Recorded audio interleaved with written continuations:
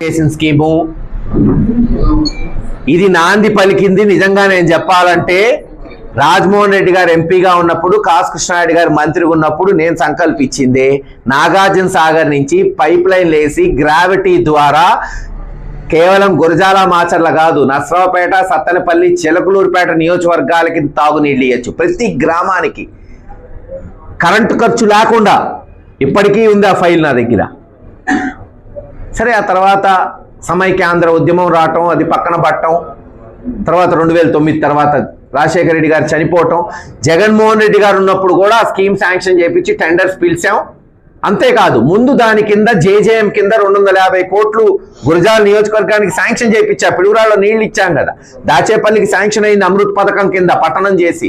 గురజాలకు sanction అయింది అమృత్ పథకం కింద.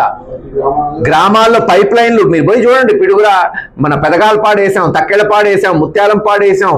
చాలా గ్రామాలు, మాచవరం దాదాపు 70-80% గ్రామాలు పూర్తయినాయి. కొత్త గణేశ్పాడులో నీళ్లు ఇచ్చాం. కొత్తపాడానికి 60 లక్షలు పైప్ లైన్లు తెచ్చారు. అనేక గ్రామాలు ఇలా చెప్పుకుంటూ పోతే, కరాలపాడు ఇచ్చాం. చాలా గ్రామాలు ఉన్నాయి. పులిపాడు పైప్ లైన్లు దించాం, అంబాపురంలో దించాం. ఇలా అనేక గ్రామాలు ఉన్నాయి.